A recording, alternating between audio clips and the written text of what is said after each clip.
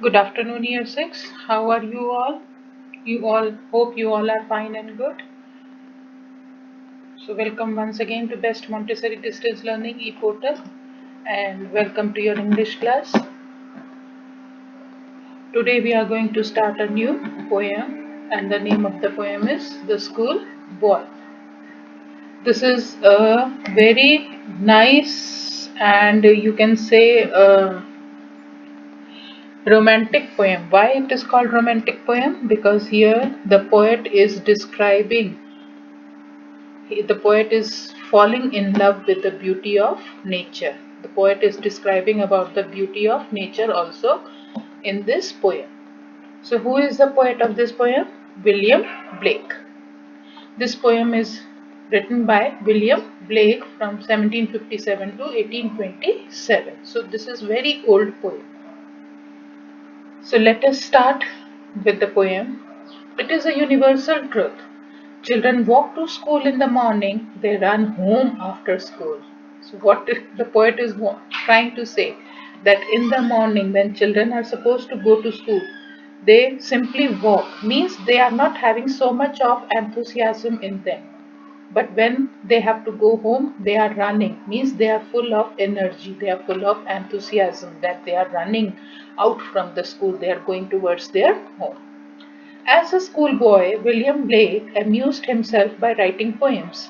So, when he was a schoolboy only, William Blake used to write the poems. He drew inspiration from the simple joys of daily life and fantasy. So, he used to get inspiration of writing the poems from the simple joys of daily life and fantasy. He used to learn the he used to learn from daily life experiences. Okay, so let us begin with the poem. I love to rise in a summer morn when the birds sing on every tree, the distant huntsman winds his horn, and the skylark sings with me. Oh, what sweet company! But to go to school in a summer morn, oh, it drives all joy away. Under a cruel eye outworn, the little ones spend the day in sighing and dismay. Ah, then at times I drooping sit and spend many an anxious hour. Nor in my book can I take delight, nor sit in learning's bar. Worn through with the dreary shower, how can the bird that is born for joy sit in a cage and sing? How can a child when fears annoy but droop his tender wing and forget his youthful spring? O father and mother, if buds are nipped and blossoms blown away, and if the tender plants are stripped of their joy in the springing day, by sorrow and care's dismay, how shall the summer arise in joy or the summer fruits appear? So, this is just the recitation of the poem. Now, let's go for the explanation of the poem stanza wise. So, according to the first stanza, I love to rise in a summer morn when the birds sing on every tree, the distant huntsman winds his horn, and the skylark sings with me. Oh, what sweet company! Here the poet is describing about the schoolboy. That schoolboy is he loves to rise up early in the summer morning because in the summer morning the birds are chirping on the trees, and the the boy is the lover of nature. Boy is specifying the beauty of nature here, that in the summer morning, when we used to rise early in the summer morning, the birds are chirping on the tree uh, far away in the places in the jungle, we can hear the voice of the huntsman. We can hear the voice of huntsman winding his horn, and the skylark is the name of the bird, and the skylark is singing with me. So poet is enjoying the company of these things, the singing of the birds, the sounds made by the horn of the huntsman. The poet is enjoying the sweet company of these things. So here the poet is describing the beauty of the nature.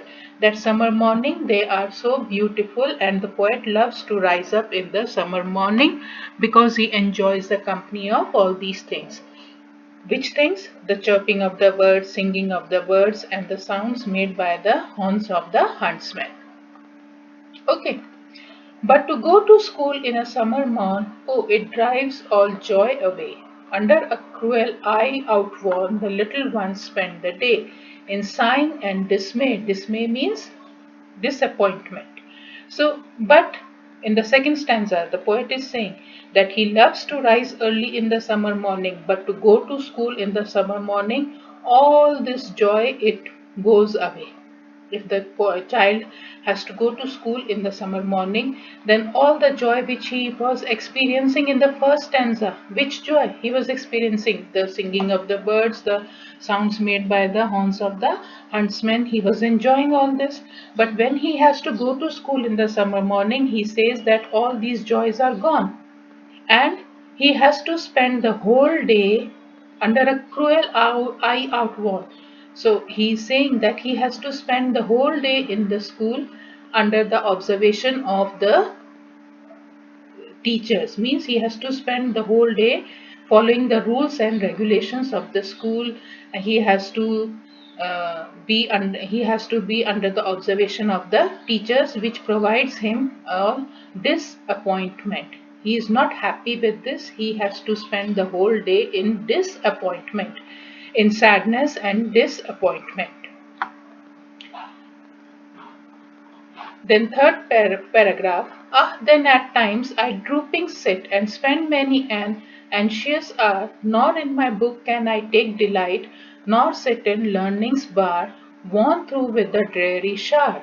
So the poet is saying that I keep on sitting in the I keep on sitting in the class and spend many hours in the class. I have no I keep on sitting in the class and spend many hours there. Okay, nor in my book can I take delight. I am not finding any happiness with my book, nor sit in learning's bar, nor I am sitting, though I am sitting in the class, but I am not learning anything. Why? Because he is saying that worn through the dreary shower. He thinks that whatever the teachers, he is feeling, he is having fear of the teachers. He is saying that he is not able to learn anything from the dull lectures which are given by the teachers. The knowledge which is given by the teachers, he is feeling it dull because he wants to learn from the nature. So he cannot sit in the learning bar. Learning bar means he cannot sit in the class and learn from the dull lectures which are provided by the teacher. He cannot find any knowledge from the book also. He does not feel any happiness to get knowledge from the book. Though he keep on sitting in the class for many hours, but he is not able to gain anything, neither from the book, neither from the class, nor from the dull lectures of the teacher. He is having fear from the teachers. He is saying that he is sitting in the class because of the fear of the teachers. How can the bird that is born for joy sit in a cage and sing? How can a child when fears annoy but droop his tender wing and forget his youthful spring? So here the boy is comparing himself with a bird which is put in a cage. If the bird is free, then you can see that bird is happy and will keep on chirp and singing. But if you put a bird in a cage and ask the bird to sing, the bird will not be able to sing. How the bird in a cage will sing, because the bird is not happy in cage. Bird is meant to be free. So in the same way, if the child is put in the school where he is having the fear of teachers, so he cannot expand his wings to learn everything because he is having the fear of that teacher. He is not interested in the boring lectures of the teachers. So he says that he cannot grow into a very smart youth. He will not have his he and forget his youthful spring. He will not be able to grow into a happy youth. O father and mother, if buds are nipped and blossoms blown away, and if the tender plants are stripped of their joy in the springing day, by sorrow and care's dismay, how shall the summer arise in joy, or the summer fruits appear? So here one more example the boy is giving, that he is asking his father and mother, if you will pluck off the buds will not grow into flowers. Buds are supposed to grow in flowers. So if you will pluck if buds are nipped, means if you will pluck the flowers, how they will grow into, if you will pluck the buds, how they will grow into flowers. And if you will pluck the tender plants means small plants which have just arisen from the seeds. If you will pluck those tender plants only, then how you will enjoy the beauty of nature in the spring? Because already what you have done, you have plucked the buds, you have plucked the tender plants, so you will not get flowers, you will not get trees, because you have plucked the tender plants and buds. So how you are going to enjoy the beauty of the spring? All will change into sorrow and disappointment. How shall the summer arise in joy, or the summer fruits appear? So how you will get the fruits in summer? Because already the tender plants are plucked off, the buds are plucked off, so you will not have the flowers, you will not have the fruits. So how you are expecting to have beauty in summer, how you are expecting to have fruits in summer? All the beauty of the summer will be lost, all the beauty of the summer will be destroyed. In the same way, if you will send me to the school where I am not feeling happy, where I am afraid of the teachers, where I am not taking any interest in the boring lectures of the teachers. So how do you expect to learn from such a place where I am not happy to go? So he is comparing himself with these things and trying to explain to his parents that if you will send me to school, to such a place to learn, then I will not be able to learn, because I am not free there to learn anything. I am bound under the rules and regulations of the school. I am afraid of the teachers, and I am not having any interest in the boring lectures of the teachers. So don't expect that I will grow into a very smart youth, because my childhood is not happy, so I will not grow into a happy, young, smart person. So I hope you must have understood this poem. Okay, now the word meanings are given here. You can go through the word meanings. Okay, let us do the exercise also today of this poem. These three questions let us do with finish this. According to the poet, sweet company is that of, in the first stanza, if you remember, there is a line, oh, what a sweet company. See, in the first stanza, there is a line, oh, what a sweet company. See. So in this first stanza, what is the sweet company of the poet? The singing birds and the sounds of the horns of the huntsman. So these are the two sweet companies of the poet. Okay. Then next is in the line, oh, it drives all joy away. It refers to what? Going to the school in the summer morning. The two things which he cannot do are dash and dash. The two things which he cannot do. See, what are the two things? Nor in my book can I take delight, nor sit in learning's bar. So two things what he cannot do is that he cannot be happy with the books, and he cannot sit in the learning's bower, means he cannot sit in the class with that dreary shower. With that dreary shower means with the fear of the boring lecture of the teachers, with the fear of the boring lecture of knowledge given by the teachers. So he cannot find happiness from the book, and he cannot sit in the class or in the learning bower. These two things he cannot do. Okay, so these three questions you will do in your English copy. Along with this, you will write the summary of the poem. So when you will write the summary of the poem, you will explain the poem in your own words, and at the end you will write what the poet wants to say by all these things. In the poem, the poet has compared himself with the bird who is kept in the cage and he has compared with the birds and the tender plants which are plugged when they are buds and tender plants only.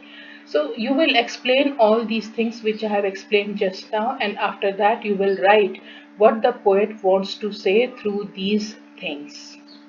Understood? So these 4 questions you are going to do in your English copy. These 3 questions, and fourth question is that you will write the summary of the poem. Okay, this is your English homework. Now in your Zoom class, I'm going to ask this poem from you. So please learn this poem. This poem is really very nice. So you will learn this poem in the Zoom class. I'm going to have the recitation of this poem by you. So if you remember in the intern for your English practical exam, 25 marks, where there is recitation of the poem, 5 marks. So this poem you are going to learn in the Zoom class. You will be getting out of 5 marks the marks for this poem. Okay, so no excuses. Learn this poem for the Zoom class and do these 4 questions in your English copy as your English homework. That's all for today.